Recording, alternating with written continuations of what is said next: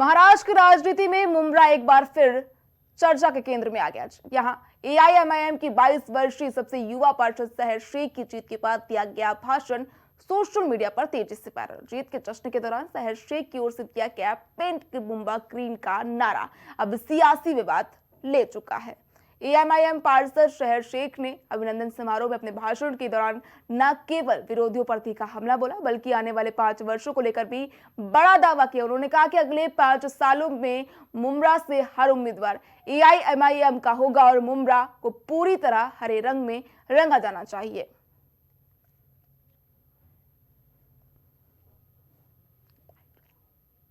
अब मेरी गुजारिश है आप सबसे कि आने वाले 5 साल बाद भी जब इलेक्शंस होंगे इंशाल्लाह, आप लोगों को उस इलेक्शन में इससे भी बड़ा मुंह तोड़ जवाब उनको देना है। पूरे के पूरे मुंब्रा को ग्रीन कलर से ऐसे रंगना है कि इन लोगों को यहाँ से बुरी तरह से पछाड़ के भेजना है इंशाल्लाह। हर एक कैंडिडेट इंशाल्लाह 5 साल बाद सिर्फ और सिर्फ एमआईएम का आएगा, क्योंकि अब इलेक्शन में आप मजलिस की ताकत समझ चुके हैं और ये ताकत हमको अल्लाह से आती है।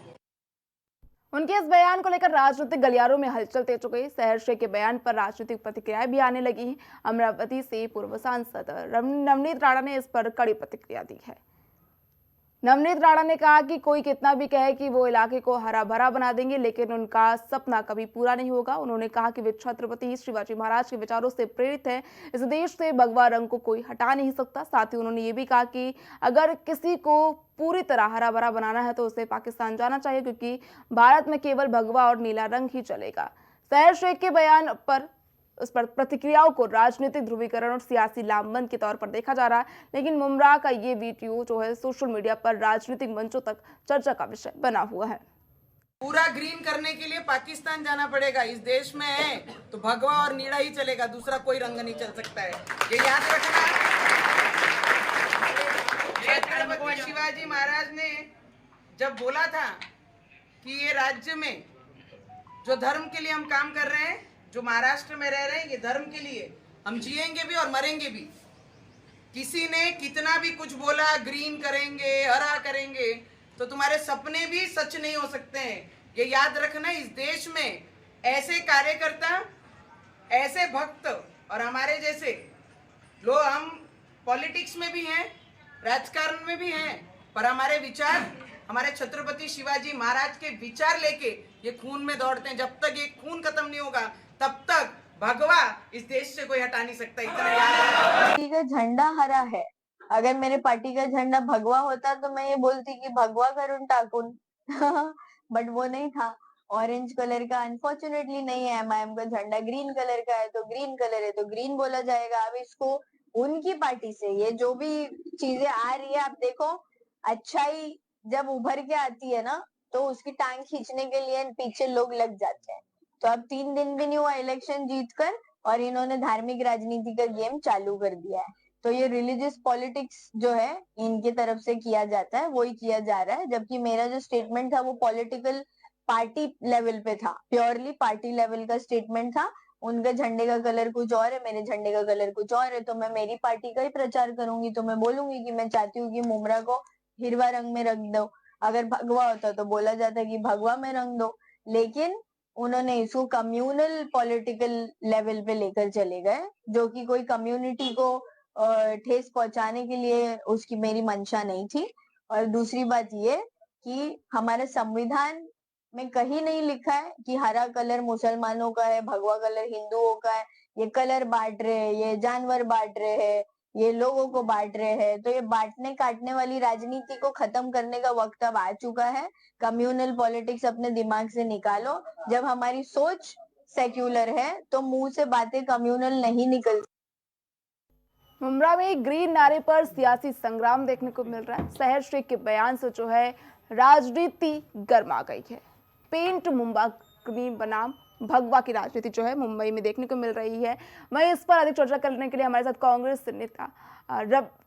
कांग्रेस से प्रवक्ता रवि प्रताप सिंह जुड़ चुके हैं। रवि प्रताप जी, आपका प्राइम टीवी में बहुत बहुत स्वागत है। महाराष्ट्र में रंगों की राजनीति देखी जा रही है, कोई कह रहा है ग्रीन, कोई कह रहा है भगवा।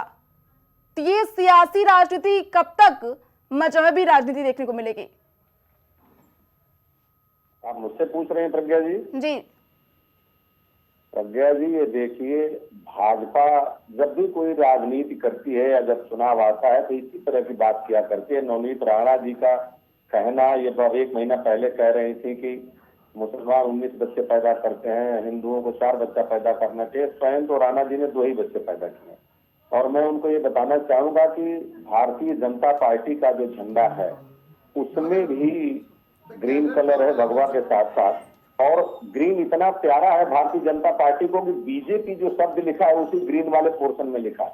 दूसरी बात, ग्रीन और भगवा हमारे संविधान में भी अनुयूत है कि हमारे राष्ट्रीय ध्वज में भी बराबर का प्रतिनिधित्व करते हैं, दोनों बराबर का प्रतिनिधित्व करते हैं।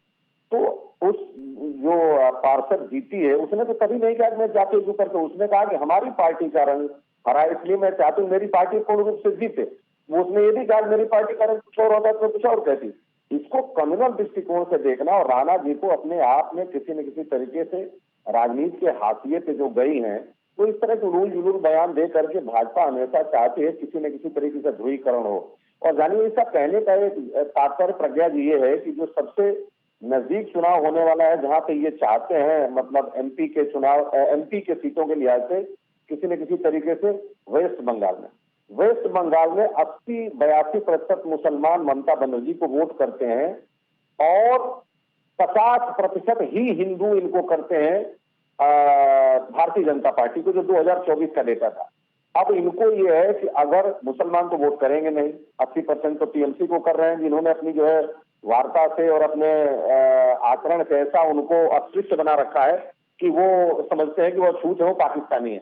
अब इनको है कि जब तक हिंदुओं का वोट किसी न किसी तरीके से ध्रुवीकरण होकर के इनकी तरफ नहीं आएगा, इनकी दाल वहां गलने वाली नहीं है। अभी भी 50%, 50 नहीं 51% समझ लीजिए। रवि जी, नवनीत राणा ने कहा है कि पूरे हिंदुस्तान में भगवा रहना चाहिए, जैसे हरा रंग पसंद है वो पाकिस्तान चले जाए। अब प्रज्ञा जी, मैं कहता हूं कि राणा जी को तो सबसे पहले भाजपा के झंडे को पूर्ण रूप से भगवा कर देना चाहिए, और भाजपा के अभी राष्ट्रीय अध्यक्ष नए प्रधानमंत्री से जाके मिलना चाहिए कि जिस भाजपा जो बीजेपी शब्द लिखा है वो हरे वाले पोर्शन में ही लिखा है, और उनको तो ये मुहिम चलानी चाहिए कि ये हरा रंग से अगर इतना घृणा है पाकिस्तान का है या मुसलमानों का है, और मुसलमान हमारे देश के नहीं है, पाकिस्तान चले जाए, तो हमारे राष्ट्रीय ध्वज से भी हरा रंग हटा देना चाहिए, और इसके लिए मुहिम चलानी चाहिए राणा जी को। मैं वही कहता हूँ। तो आप सहर शेख के बयान से सहमत है, लेकिन राणा जी के बयान से सहमत नहीं है आप? नहीं, मैं राणा जी के बयान से इसलिए सहमत हूँ कि राणा जी ने जो शब्द कहा है वो विशुद्ध रूप से जहर फैलाने के, उन्होंने ये कहा कि जिनको हरा चाहिए वो पाकिस्तान चले जाए। उस जीते हुए प्रत्याशी ने बिल्कुल युवा, उसने ये कहा कि अगली बार जब 5 साल के बाद चुनाव होगा तो पूरा का पूरा प्रत्याशी वहां से AIMIM का जीतना चाहिए, पूरा हरा हो जाना चाहिए, जो उसकी पार्टी का कलर है। तो उसने तो ये नहीं कहा कि हिंदुस्तान पाकिस्तान बनना चाहिए या मुसलमान हिंदू रहना चाहिए। हर पार्टी, हर व्यक्ति अपनी पार्टी की जीत का परचम लहराना चाहता है, अपनी पार्टी का प्रचार करना चाहते हैं, अपनी पार्टी का वर्चस्व रवि जी, ऐसे तो भारतीय जनता पार्टी जीतती तो कहती है पूरे प्रदेश को भगवा में कर देना चाहिए, तो इसमें गलत क्या है? नहीं, अगर भगवा में कर देना चाहिए, मैं तो आपके माध्यम से कहता हूं भारतीय जनता पार्टी के लोगों को कि ये पहले अपने ध्वज का कलर बदल दें, हरा हटा दे तत्काल प्रभाव से।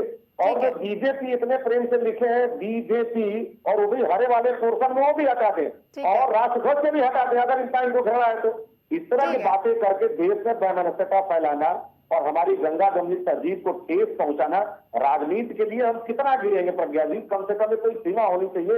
आज देश के ज्वलंत मुद्दों पे बात नहीं हो रही है, रोज इसी पे बात हो रही है कि किसने हरा कह दिया, किसने पीला कह दिया, किसने नीला कह दिया। देश गरीबी और गुर्बत में जूझ रहा है। 45 वर्षों में सबसे ज्यादा बेरोजगारी हो गई, डॉलर का कीमत बढ़ता जा रहा है, तेल के भाव गिर नहीं रहे हैं, ट्रंप वहां से आपके ऊपर जो है रोज ताने मारे जा रहे हैं टैरिफ के। अभी आप कह रहे थे न्यू सलमान के कि आप यहाँ भी चल रहा था कि माफी मांगना चाहिए शाहरुख खान को, और अभी अमित शाह जी के पुत्र जी जा करके और उनके ऊपर प्रेशर कर रहे हैं बांग्लादेश वालों को भारत में आओ खेलने के लिए वर्ल्ड कप। अब कौन नहीं कह रहा है? कहाँ गए संजीत तोम जी? पूछिए उनसे। ठीक है। हमारे साथ चर्चा में जुड़ने के लिए बहुत बहुत धन्यवाद रवि जी। आपको बता दें कि सहर शेख के बयान जो है महाराष्ट्र की सियासत जो है कपारा जो है हाई होता हुआ देखने को मिला। मुंबई में ग्रीन नारे पर जो है सियासी संग्राम देखने को मिला है। सहर शेख के बयान से राजनीति जो गर्मा गई है। फिलहाल के लिए खबर दोपहर में इतना ही। देखते रहिए प्राइम टीवी।